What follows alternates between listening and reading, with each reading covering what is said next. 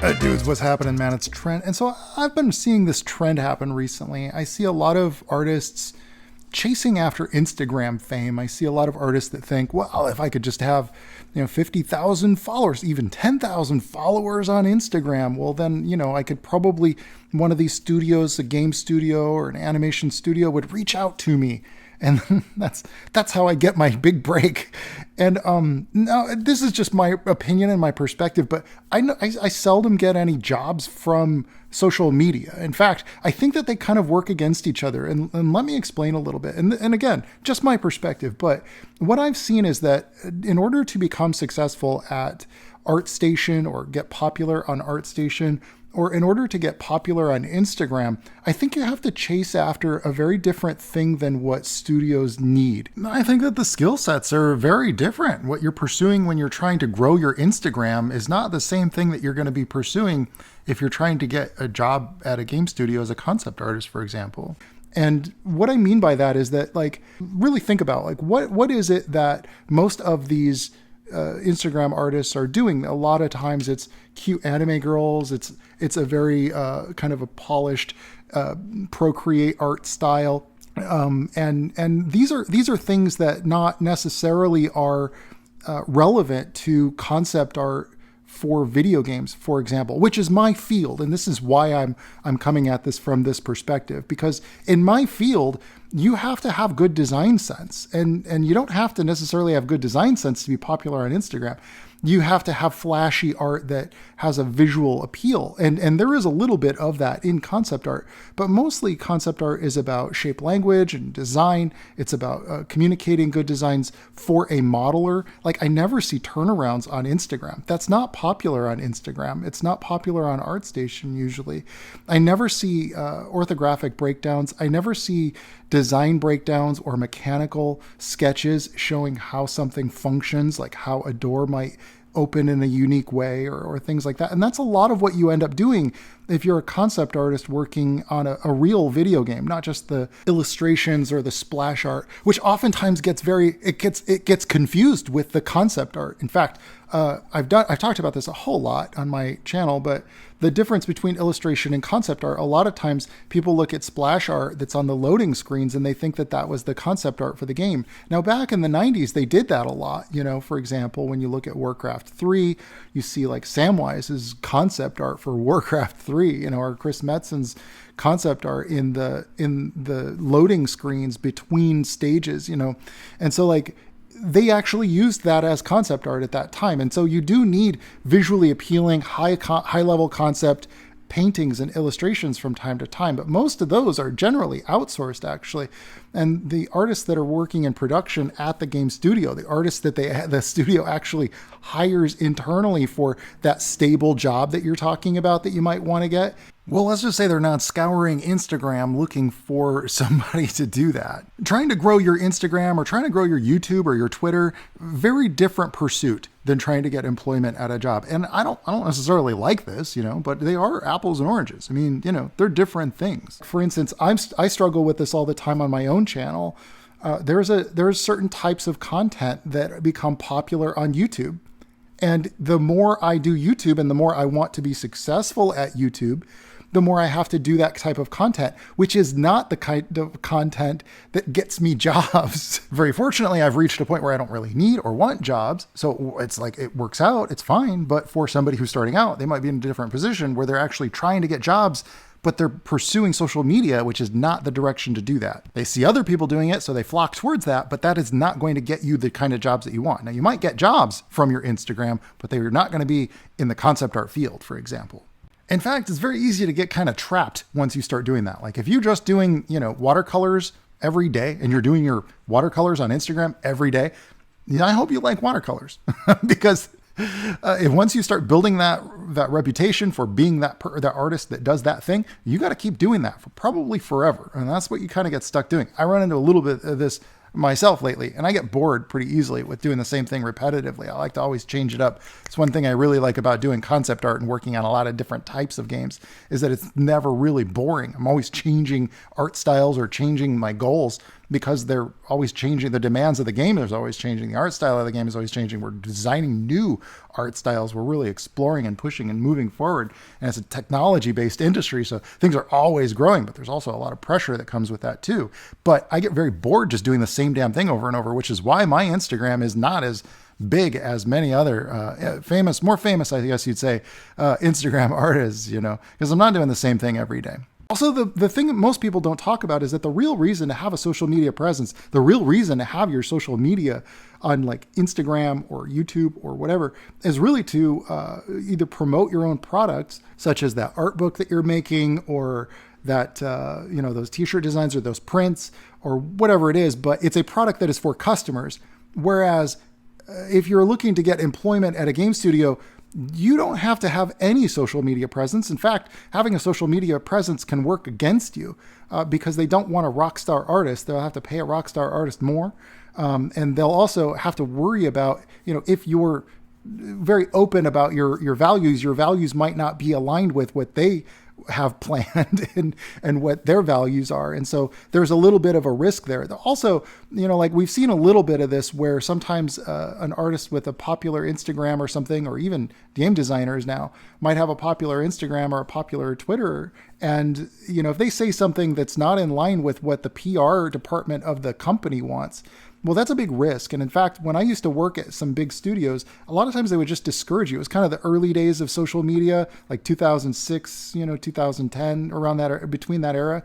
It was kind of when Facebook was booming, and it was really like just starting to explode, and social media is before Twitter, all that, or right as Twitter was starting.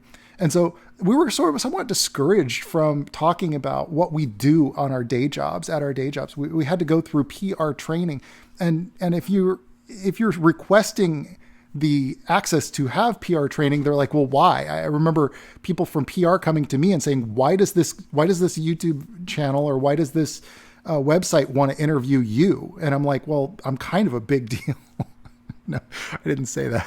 I said, I had a career in comics before this, man. I didn't just start here, So they didn't know that I had already had a lot of experience with speaking with the press, and that I'd been quite a success in another industry before. So they didn't know that, that I needed any kind of PR training. And because I wasn't on the fast track to management, they didn't need me to have that training. They refused it. And they were like, you just can't talk to these people. So they instead pointed them towards the art director or somebody who had been approved by PR to speak the way that they wanted them to speak. And there's a good reason for this. I'm not going to begrudge them for that. I didn't like it at the time. I kicked my feet, man. I got into some trouble for kicking my feet too.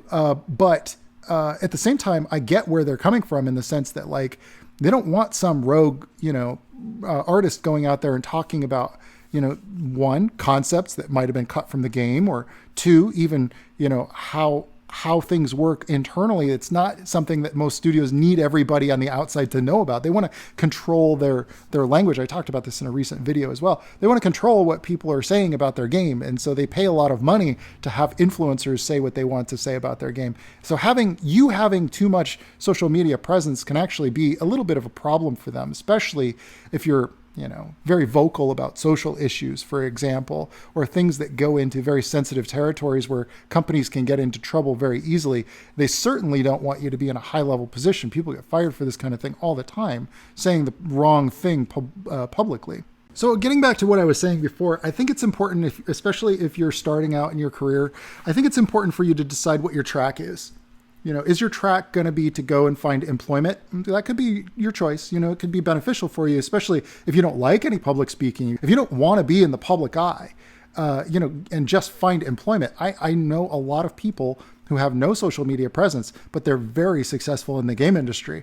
That they're kind of not really entwined. In fact, and also being well-known and successful in the game industry doesn't mean you'll automatically have a very popular social media channel when you decide to, or if and when you decide to leave or go off and do your own thing. If your only goal is to find employment and to work as a concept artist at a game studio, having a social media presence is fine. It's dandy. It's great for you to connect with other artists and show that you're competent and show that you're developing your skills. It's great great for that. Get feedback on the work that you're doing. Find out if it's exciting. The worst sin that you can commit as an artist is to do boring work, So, have a social media presence to make sure that what you're making is exciting, but don't put all your eggs in that basket. And certainly, do not count on them to reach out to you just because you have a popular channel or you're popular on one of these social media sites for artists or not artists. I think that the thing that people forget and what a lot of people don't do is that they don't realize that the people who are actually getting the jobs are the people who are applying for those jobs. The people who are getting the jobs are the people going to the industry conventions and meeting professionals and showing their best work that is tuned for development. And this is why experience is so important. And experience is not just a checkbox you need to get out of the way. It's like the reason they want experience is because the internet will teach you all the wrong things. Chasing social media success will teach you all the things that they don't need. What they do need are people who can do those orthographic turnarounds, people who can do mechanical breakdowns, people who can understand consistency and shape language and storytelling in their designs, people who are team players and work well with others and can learn to count on others to create concepts that the modeler is excited to build, not just artwork that looks flashy and is the same thing repetitively, like what you would have to do on Instagram, for example. And by no means am I bashing on people who do Instagram, man. If it works for you and you're getting the kind of work that you like from doing it, and you do like to do the same thing repetitively, and your audience likes that from you, and you get to sell something that way, dude, that's freaking awesome too. I would not begrudge you for that. But if you're just trying to find employment, don't even worry about social media success. In fact, I think that you should focus entirely all of your energy, whatever free minute that you have, and focus it on building a great portfolio. Treat that like your job. Get your 12 pages together of the best damn concept art portfolio that you can put together, not just your anime heads or whatever's popular on Instagram. Don't chase what they're doing. Forget that. That's not you. That's not what you need to be studying. It's like an athlete trying to practice jumping higher every day, but they're trying out for the Major League Baseball. It's not the same sport, man. There are certainly things that carry over, but they're not the same. They're not what they need.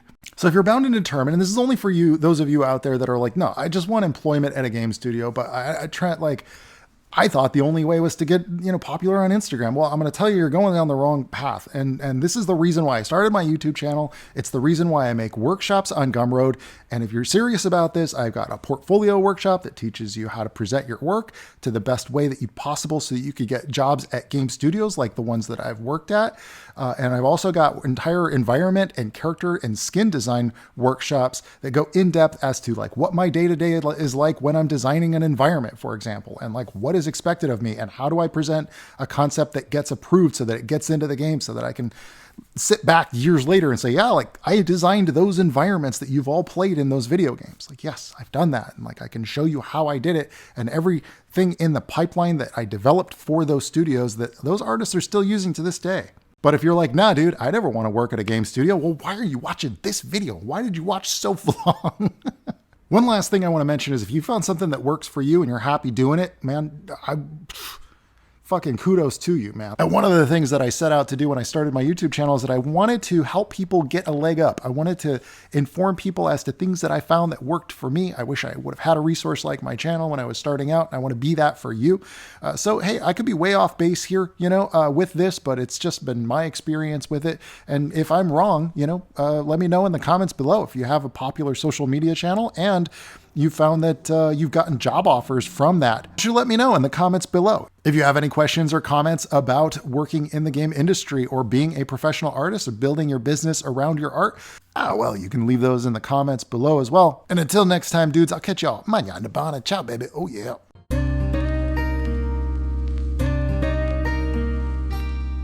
Dude, what the heck is Twilight Monk? Which is the first book to buy? I get this question a lot, so I wanted to clarify. If you don't know already, yes, I've worked on many successful video games, but now I'm making illustrated novels and art books. And the order that you should pick them up in, if you're interested in the world of Twilight Monk, is to start with the book called The World of Twilight Monk. This is an illustrated art book, but it features a lot of backstory on characters and locations and populations and the different cities and what they do at those cities. And this is the groundwork for all these adventures that I'm about to tell in the illustrated novels. Now, which illustrated novel should you start with if you want to pick up the Twilight Monk series and start reading about these characters? I highly recommend you start with The Secrets of Kung Fulio. The Secrets of Kung Fulio has 70 illustrations by myself and Danny Kong. It's a 50,000 word book that was written by myself and Chris Krubik. It has a lot of Kung Fu fantasy adventure action. It is the story of a reluctant teenage hero who has to overcome this bully who's trying to kick him out of town, basically. But he kind of totally stinks at Kung Fu, so he's going to need to build some alliances, and he's going to need a shortcut to ultra secret Kung Fulio mastery. It's got comedy, it's got action, it's a buddy story too, so lots of heart. Just read the reviews, man. People are loving this book. And yes, the illustrated novel series is a series, in fact. So you can look forward to The Return of the Ancients, which is coming out in illustrated form later this year. You can pick up The World of Twilight Monk and Secrets of Kung Fulio, as well as many of the other comic books and illustrated novels that I've written and drawn over at aquaticmoon.com. All orders are delivered and fulfilled by Amazon, so you can read reviews and get that prime shipping, baby. I can't wait to share these Kung Fu adventure stories with you, and I hope you'll come along for the ride. I'd love to read your reviews as well. So dudes, that's it for me on this one. I'll catch you in the next video. Ciao.